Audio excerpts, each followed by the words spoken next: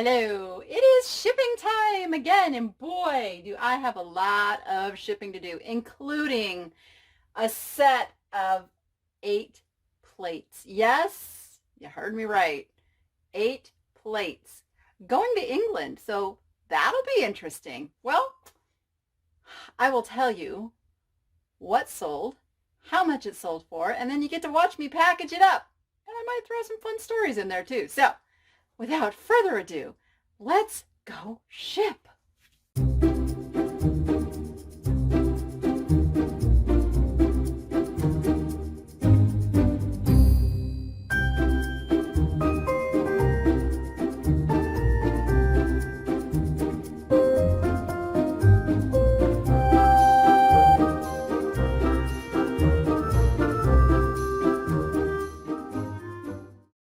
Okay, I have all of this to get shipped today. Fortunately, I have some clothing which goes really fast and is really easy, including this really funny shirt. Dude, that's just wrong. Okay, this sold for $13.77 on an offer to watcher, and I will be nice and fold it nicely. Dun, dun, dun, dun, dun, dun. And it's going to go into a nice little envelope like so. You know, I will give it a little tissue. Just cause I'm feeling good today. No. Anything over like a $10 price point, I'll give it the little extra treatment. It's not so much about the cost of the tissue. It's about the time. It's the time element. Time is money, guys. Time is money. Your time is valuable. You have to figure out how valuable. And it changes over time. But time is supply and demand, too. It's like there is only so much time to get things done. So you really have to decide what your time is worth. Okay. Whoop. Shirt done. All right, next. Okay, these are Ralph Lauren green label. I know that means something. I'm not exactly sure what. These are new with tags. Originally, these were $159. $159, and I ended up taking an offer of $25. I'm having regrets because I really like these pants. Oh, they are silk, by the way. I really, really liked them. But sometimes if there's something that I want to keep, the way I justify if I do it or not is I ask myself, would I pay $25 for these pants? The answer is no, I am too cheap. So that's it. That's how I do it. Maybe a little crazy, but believe me, I can find enough cool clothing that doesndoesn't have a $20 plus resale value and be perfectly happy with that stuff. So I'm just way too frugal to not sell it. Not sell it. Plus, I listed it a lot higher. It's been listed for a while. I'm not a clothing seller, and I'm sure that's why it's been listed for a while and has not sold. So it just kind of plays into my whole, your niche will bring people back. And the stuff that isn't what you're listing on an ongoing basis is going to sit there, even though it's good stuff. It's good stuff. What next? How about the fish? Oh, yes, I told you they sold for $25. That was a best offer. Okay, this fishy poo, I love him. You might have seen me pick him up not too terribly long ago. He hangs up, and he's got this little clippy here. I just love him. He's great. He sold for, I got my cheat sheet up here, $14.99 on an offer to watcher. That was the price that I offered him to the person who had watched the item. And they grabbed him up. So we will give him some bubble. He's wood and metal, so not super breakable. So that makes shipping him quite easy.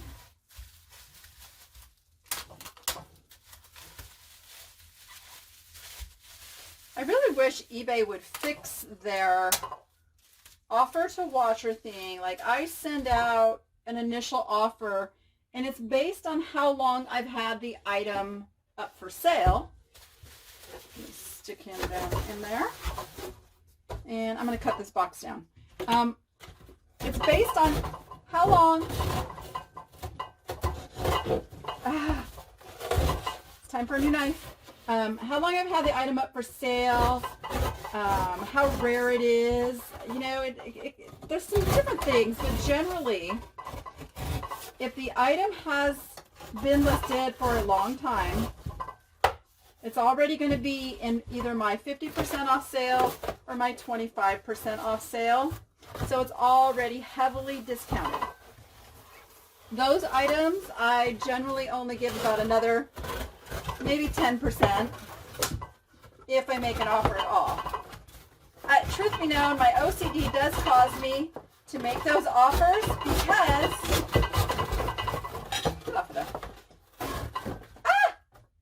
I know. I really, really need a new knife or box cutter. My OCD does cause me to make the offers because I want to clear it out of my Seller Hub task list. That just drives me crazy to have stuff sitting there in my task list. I don't know. Am I alone on that? All right. And voila!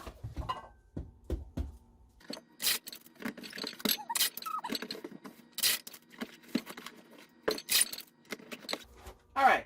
Fishy's ready to go.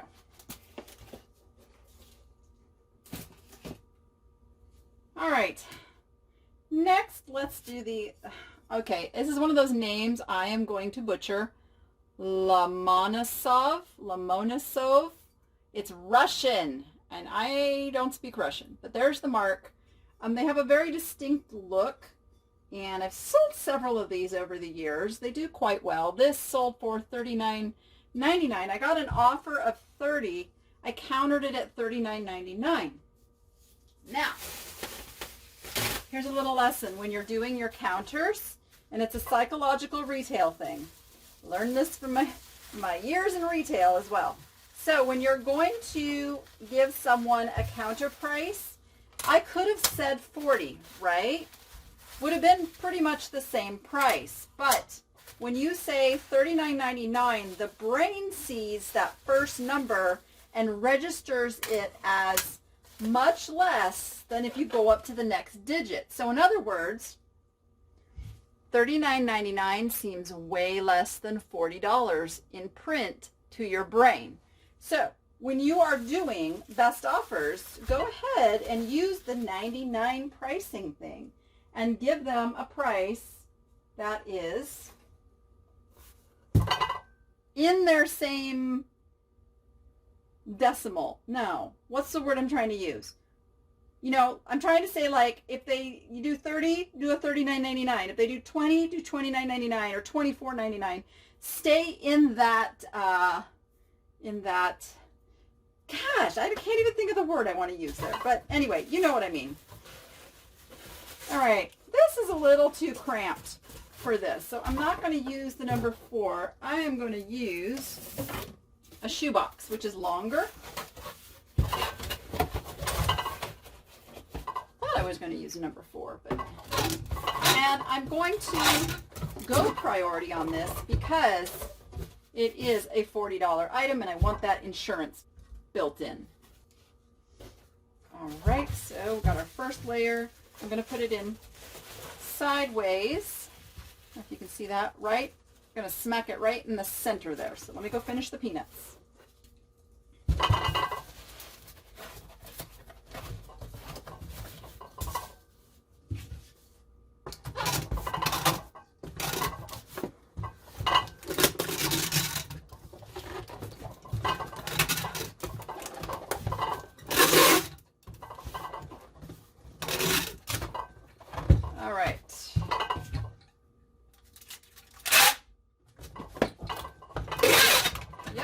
I'm going all the way around both sides, tape to tape, because I do not want this coming open. So now we have our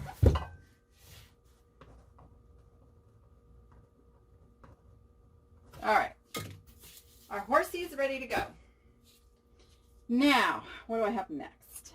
You know, it's all pretty much just stuff. So let's go with the Amethyst clusters that came out of a geode. I'm always like, okay, I have to confess, I got hooked at Knott's Berry Farm one year. This is like years ago, where you could go to the geode man, pick out your geode, and they'll open it up, and voila, you hopefully have something like that. Never really happens that way, does it? You always get like just plain white crystals, which are cool, but that's not the draw. Okay, so now anytime I see one of these geode cutter open things, and we have one here at our Springs Preserve, I'm like addicted to them, and I have to buy, and it's like gambling. It is gambling. Actually, if you think about it, it's gambling. Can't call it anything but gambling, because that's what it is. It's gambling. Because you're hoping to get, you know, and they don't really, I mean, they can have an idea based on where the geodes were mined from as to what's going to be inside, but they don't really know either. So this is going to go in one of my little I think this will go first class still. They're not super heavy. We'll see, but this can go either way. So I'm going to put some peanuts in there, protect it on the bottom, and then I'm going to put some peanuts on the top.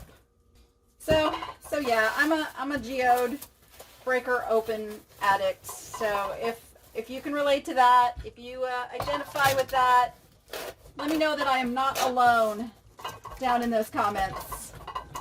I would love to. I mean, there's got to be more than me, or they wouldn't make a business at it. I mean, and it's a pretty healthy business. I think at Knott's Berry Farm they charge like $15 for a little geode. And then they give you like a break if you buy more than one. All right. I do have a piece of jewelry to ship. This is blue agate druzy titanium gold dipped. I actually have quite a few of these type of necklaces. Each one is different, and I wanted to show you how I keep track of which is which. So on my little tags that I have on these, I put a number on the back, and I put that number in my custom field. So when I go to ship it, the number's there. I know exactly which one this is. It's number 4. So there we go.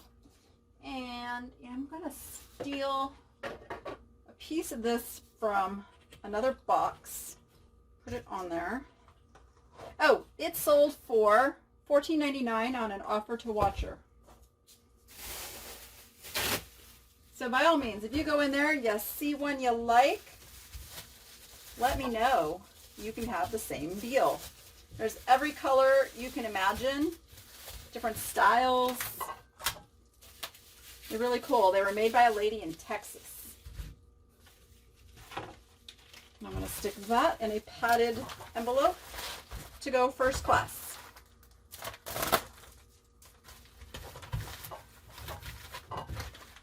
Dun-dun. Okay, what shall we do next? We can do this bowl and get it out of the way. This is a beautiful pink and blue.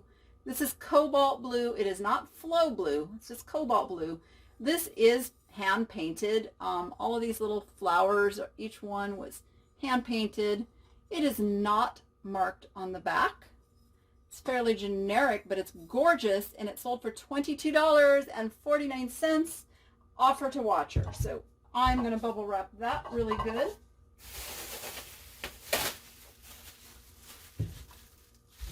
And right before I went on today, I actually got my shipment with my 24-inch bubble, but I haven't gotten it out here yet, but I'm super excited. You know, I have been waiting for my 24-inch bubble. And if anybody is local and needs a good place to get shipping supplies, I can hook you up with a good deal. Okay, we put about 2 inches of peanuts on the bottom. So it's sitting right there in the middle, and then I should be able to put about 2 inches of peanuts on the top. I'm just going to pour them in right here.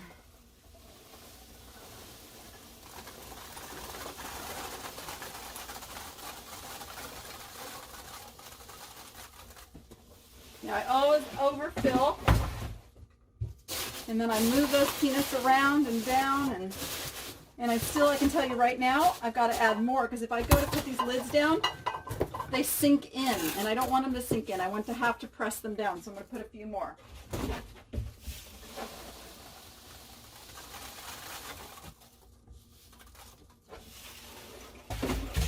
All right, now I should have to press those lids down. Yeah, that's what I'm talking about. Boom. Just like that.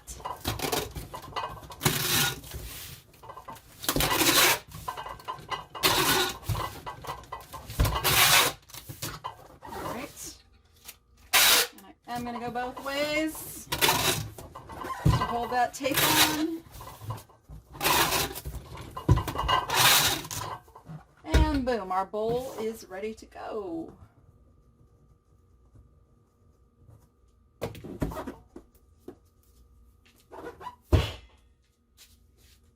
Okay, and then we have this little bowl that is Arte Murano Icet Hecho en Venezuela. This is not Murano.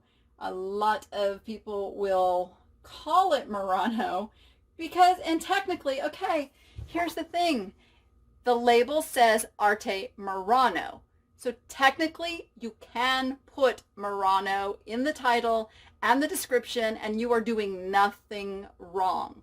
I have always said there are no Murano police. Nobody's going to come knock on your door and say, bad seller, bad seller. So it is a Murano style, and it does say Arte Murano.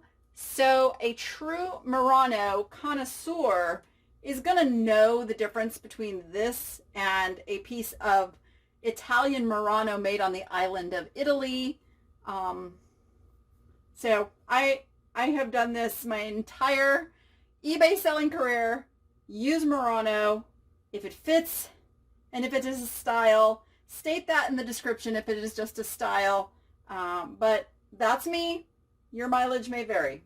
I have to make disclaimers now. But no, this obviously it says Arte Murano Icet. The label is there. So there's nothing wrong with saying Murano on this piece. Nothing, nothing, nothing. But it shows you how you can be fooled that other countries have copied, you know, the Murano art, the Chinese, obviously the Venezuelans, Mexico. Theirs just does not look like Murano at all. So it's really easy to tell the stuff from Mexico that's not Murano. Okay, I'm going to put this in a number 4 with peanuts. And as usual, we're going to stick it right there in the center, squish it in there, and then finish filling it up.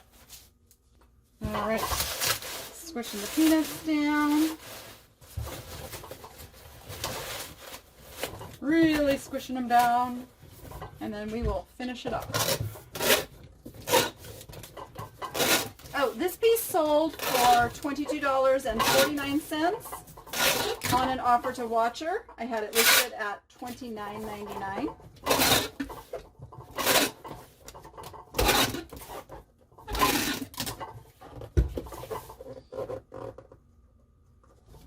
All right. Okay, let's see what's next. Let's do our fossils. Yeah. Let's do the fossils. So these are all, I don't know if you can see them. These are really cool, actually. They're fish fossils. And I have had these like forever because I've avoided listing them because they don't really excite me. But I did accept an offer of $70. So I'm thinking somebody is going to go and turn around and sell these. I think you could probably even sell like these big ones for, 15 to 20 a piece, and the little ones for, at least 10 to 12 a piece. So somebody's going to make some good money. It was a good deal for someone.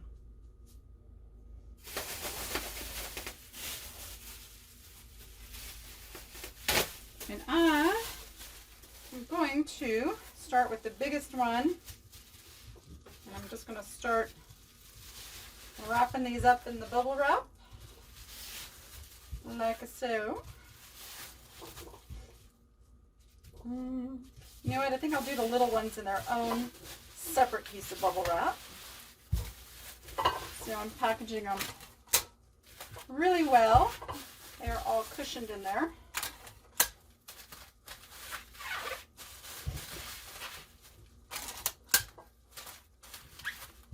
First one, and I'll get bubble wrap for those.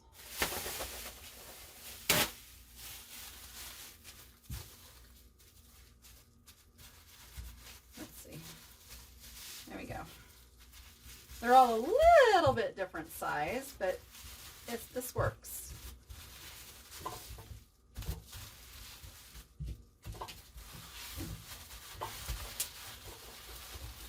I like it.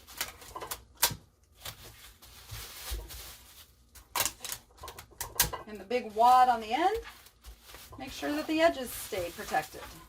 I like it. Didn't even quite plan it that way, but I like it. And these are going to go in. Oh, you know what? These are too big for that. Okay. I thought they were going to go in that box, but they are not. Let's try. They're going to fit in there. Oh, yes, they're going to fit in this one. This is the 8x8x8.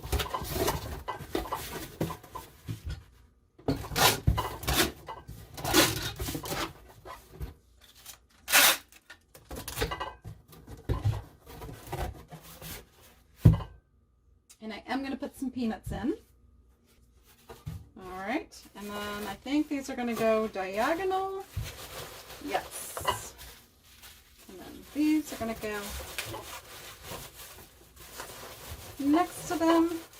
Now it looks like it's really close to the side, but remember I have like an inch of that bubble wrap that was on the ends. So we're good. We've got plenty of padding, and I'm going to finish peanutting them off. Did I really say peanutting them off? Okay, that's like a new term even for me. I don't even know where that came from, but yeah, we'll go with it.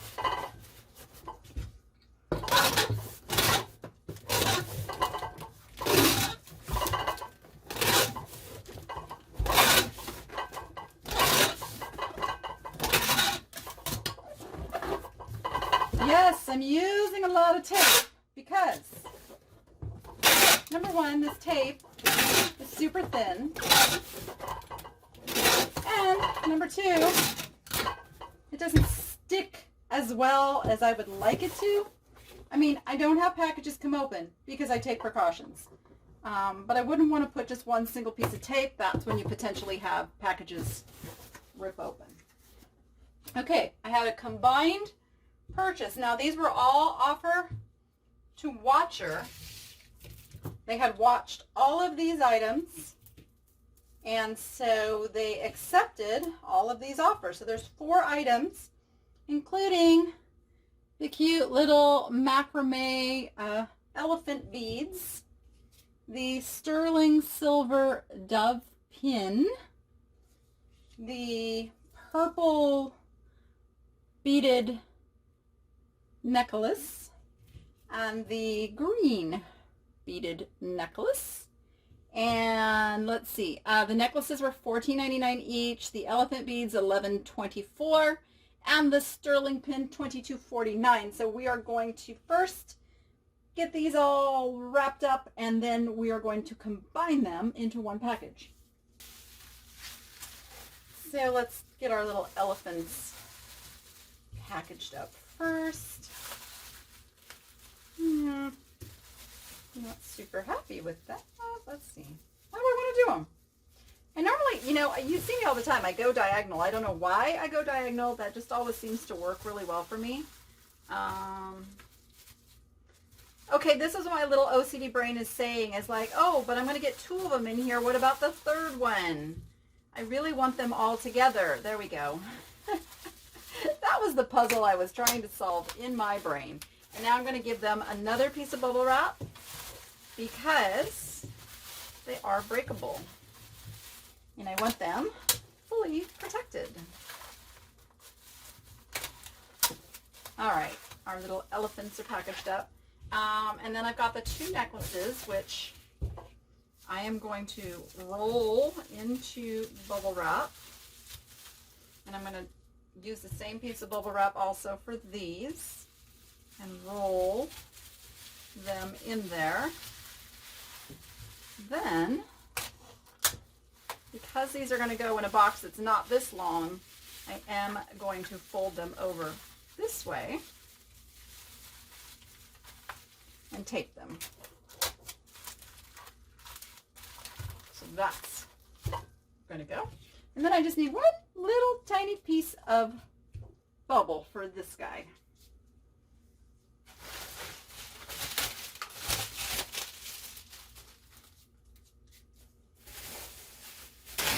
And since I don't have a tiny piece of bubble, I'm going to perforate my own, like that.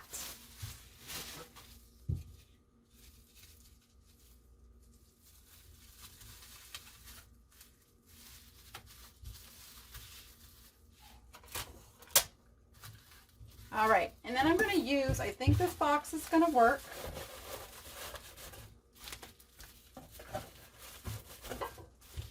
They're all going to go, and it's still going to be first class.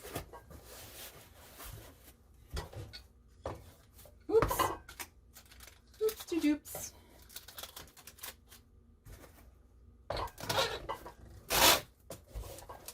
And now this customer did pay already, and they paid the shipping based on each item shipping cost. So after I determine the actual shipping, I will give a refund to that customer. Now, it's always best if the customer waits until you send them an invoice before they pay the shipping. But when I do that refund, I do just keep in mind that I have been charged a fee on the original amount. So I don't give the complete difference back. I give the difference between that actual shipping minus the fee and what they paid. So, okay, now the moment I have just been dreaming of. This set of plates has to go to England and make it there. These are the Harry and David plates. They sold for $50.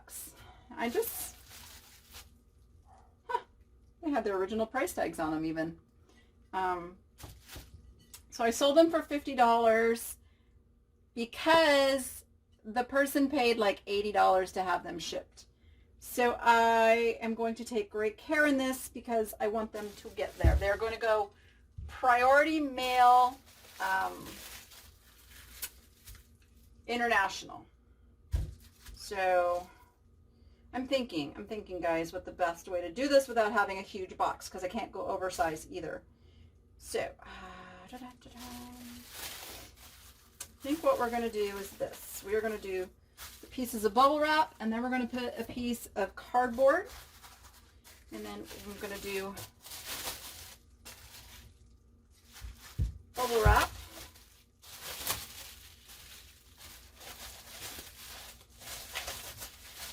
And cardboard. And I'm using scraps of cardboard I have cut off of other boxes. Bubble wrap. Cardboard. Go this way. I'm using first my bubble wrap that I already had with these plates.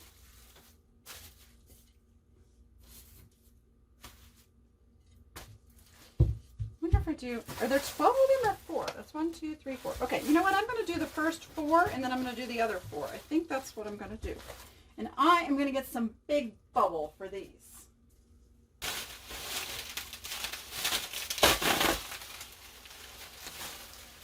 All right.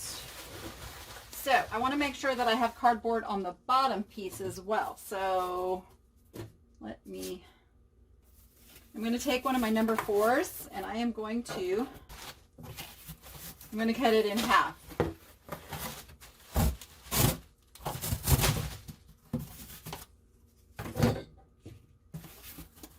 Okay, and I'm going to put that on the bottom of this. Trying to get a hold of this. That's on the bottom, and I'm going to use the other half on this top part. And I actually may have not cut my big bubble big enough. Yeah, I probably didn't. I need to use the other sheet that I thought I was going to use on the other one. We're good. We're good. This is what tape is for.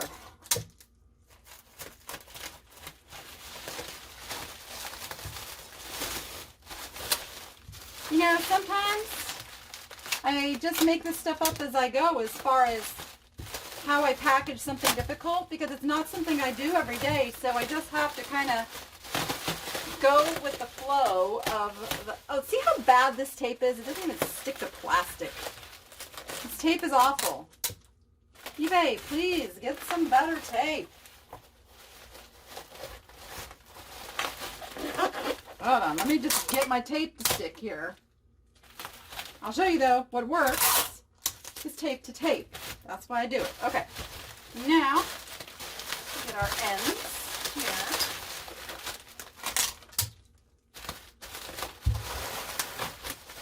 And we'll get our ends here. I'm still really, really nervous about this being oversized. That's my biggest concern with this right now. Which could be a problem. Could be a problem. We will have to figure this out as we go. And I think I'm looking at potentially having a problem getting this into the box I chose, which is a number 7 that I have modified a bit to get it the most height possible. But let me just see. I should have measured this before I did this. All right, I have got to cut down. I got to cut down the box that I actually used as the protector. Didn't think that one through quite right. That's okay. This is an easy fix. Easy fix.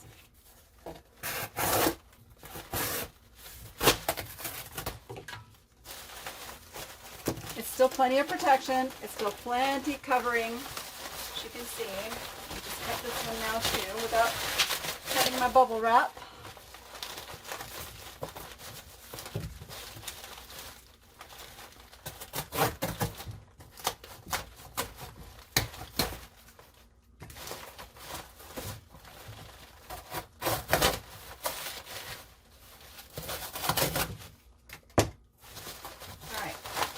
I'm just repositioning that on the plate so it's centered. And then we will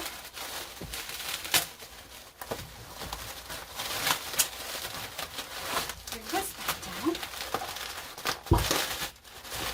All right, let's try this again.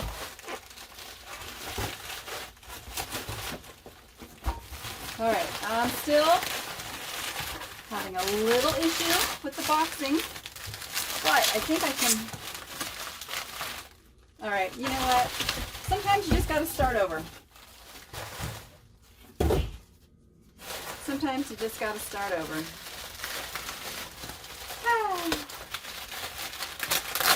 And that is why I shoot these videos, to show you that this is not like something that is an exact science, and even those of us doing this for 20 years still have to figure things out.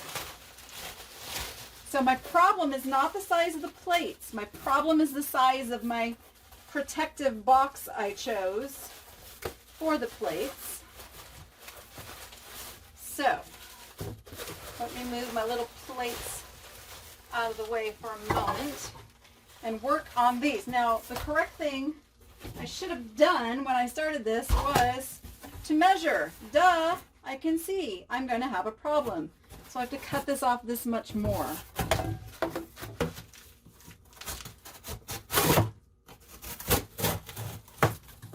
And remember, I'm going to have bubble around it too. So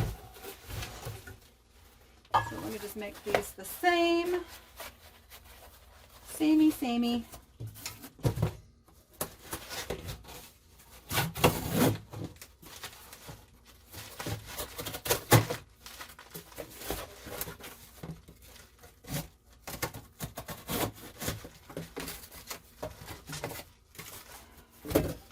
All right, let's try this again. So there's my protective piece. Here are my plates. And this is just the first layer. I gotta do 2 layers of this. Hopefully. I'm gonna go corner to corner on this one. Maybe, no, that's right. I had to use 2 pieces. I got this. I got this. All right. There we go.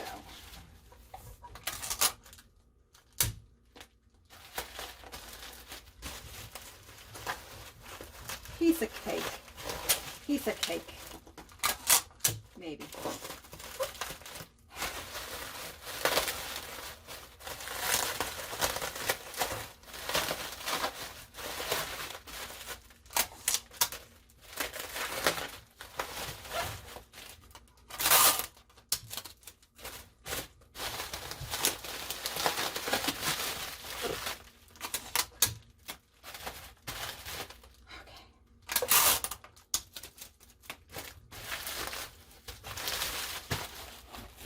All right, the moment of truth. Oh, bless your soul. Bubble wrap, I love you, but you're causing me some issues right now. It's the bubble wrap! Okay. Okay. Woo! We're gonna do this. This is gonna work. All right. Okay. Let's do the next one. Should go much faster now that I know what the heck I'm doing. All right, here we go. So, first guy.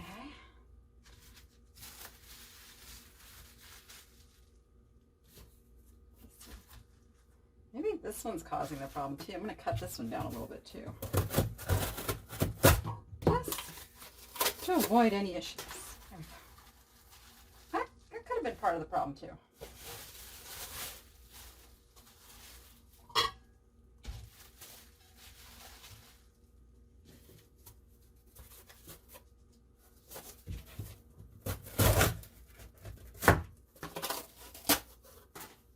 This is what is known as the hassle factor.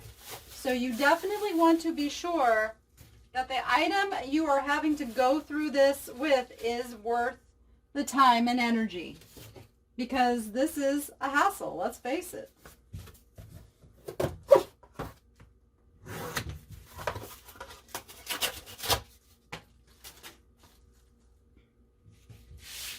Yeah, one more piece of bubble.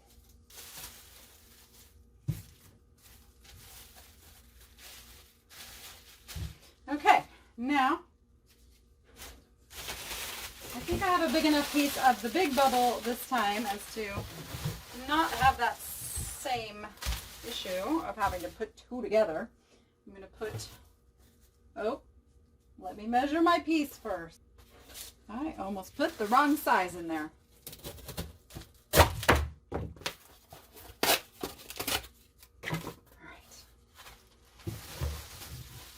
Protect that bottom plate.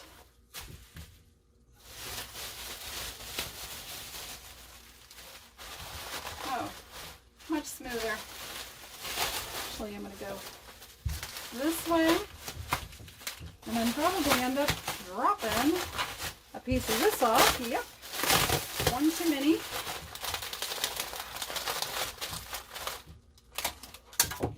Now you're saying, but Danny, you didn't put the piece of cardboard on the top one. Yeah, I'm going to put it in the top of the box this time, I think.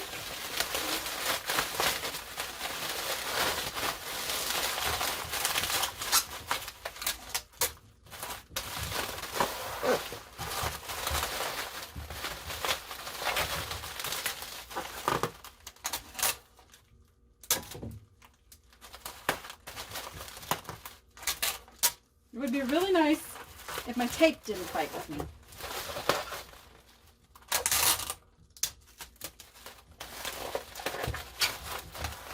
All right, it's the Monday tape fight. All right, here's the moment of truth. Can I get these in here without too much? Oh, look, that went much better. Now, I'm not completely happy with how tight this is. But if I go any bigger, I'm going to have oversize issues and this is not going to work. So we are going to pray, and put extra cardboard on top that this makes it. I'm actually going to use an entire one of these boxes here. If I can trim it down to fit. Okay.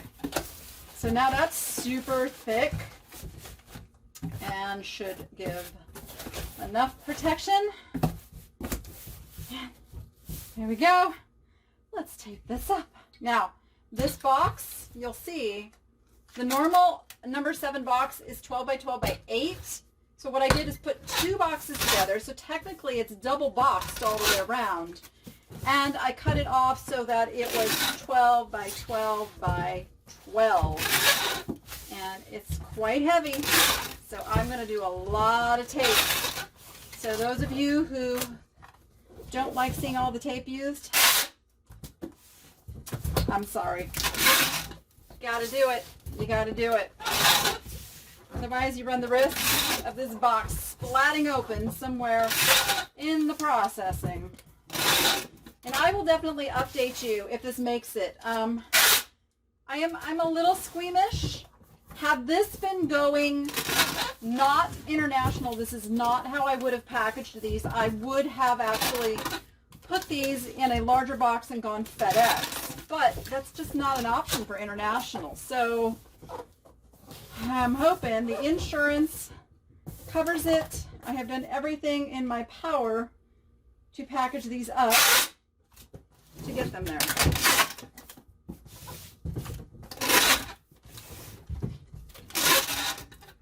So, there we go. All right, if you pray, please pray for this package. I feel 90% sure it's going to make it. 90%. I'm really hoping no plates break and, you know, they only get a partial set. It kills me when this stuff breaks in shipping. Not just my stuff, but I hear stories, because these are treasures that, for those of us who sell like this, the stuff that's discontinued, retired, antique, not made anymore, this is it. This is all that's out there. And it's always a travesty when a piece gets broken. So, with that, I'm going to get back in the air conditioning, and you go be profitable and make it fun. And I will see you on the next one. Oh yeah, don't forget to hit that subscribe button. I will see you on the next one. Bye.